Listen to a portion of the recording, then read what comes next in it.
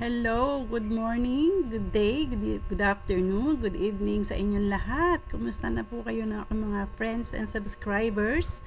Pasensya na, medyo na tagalan bago tayo mag-upload ng ating videos kasi naging busy tayo sa iba nating mga racket. Yan.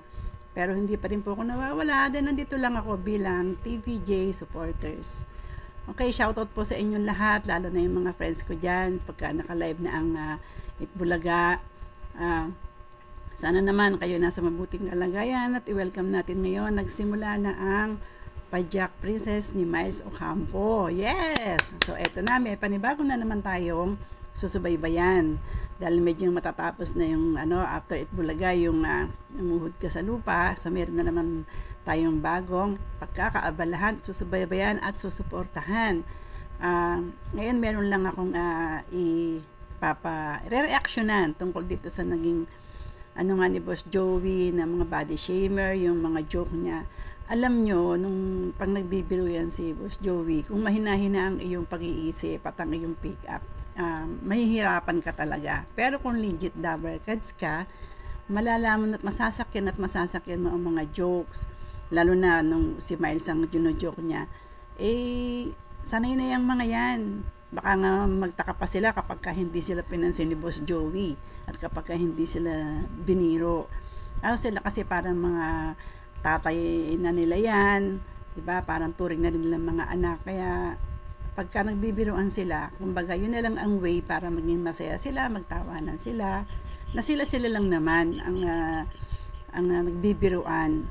At talagang wala namang sakitan. Kaya lang meron tayong mga ibang netizen na masyadong naghahanap na lang ng maibubutas nila, maipaninira nila para sa TVJ, lalo na kay Boss Joey.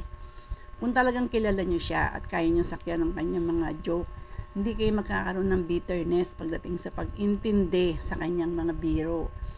Pero kung fault finder ka at hahanapin mo kung ano yung mga kanyang kamalian, kung ano yung sinasabi niyan, lalo na kapag nag-host na sila, syempre susundot ng mga joke yan.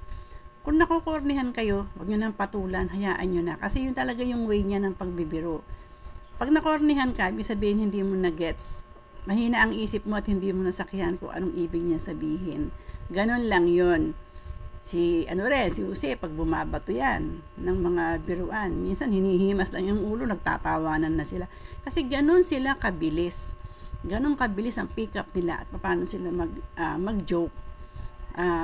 Kasi magkakasama sila eh. So ikaw na nanonood ka, makukuha mo yon. Bakit naman kami? Ako na lang personal, talagang kasi mabiro din ako. Mahilig ako magbato ng joke na depende kasi kung paano mo siya i-deliver yung mga jokes. Ako syempre kasama ko na sila ng personal. Pagka nagbibiruan sila, nakasama ko sila noon, panahonan pa ng mga katulad ko mga senior. Siyempre kami mga followers nila hanggang ngayon, sumusuporta kami sa kanila. Yun nga nung nag-guest din kami sa School Bukol, magpatawa sila, ganun na lang, diba? Pero behind the scene, hindi sila nag-uusap. Seryoso sila nagtatrabaho. At yun ang nakita ko rin sa kanila na kapag trabaho is trabaho. Kaya lang talagang sa entertainment sila. So, kailangan din nila na mag-entertain, magpatawa ng tao dahil yun ang pinaka-medicine na lang din ng mga nanonood sa kanila.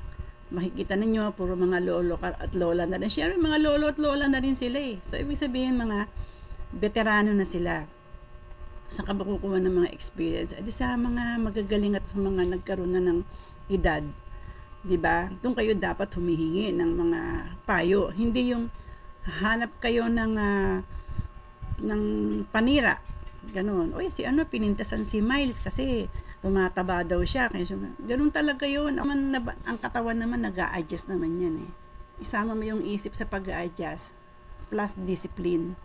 Ganon lang 'yun. Pero sa katayuan kasi ni Miles, meron kasi siyang kakaibang karamdaman na ngayon ay kinikure naman kasi nga hindi nga balance yung nasa katawan niya. Pero yan naman hindi naman pinababayaan ang kanilang kalusugan, Hanggat maaari ayaw na umabsent para makapag-entertain sila ng tao.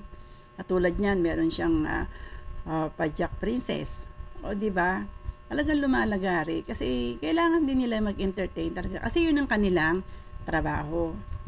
So, ganun lang. Kaya yung mga netizen natin dyan, huwag na kayo masyadong bitter. Tsaka yung mga sa rating. Alam nyo, tapos na yung laban eh.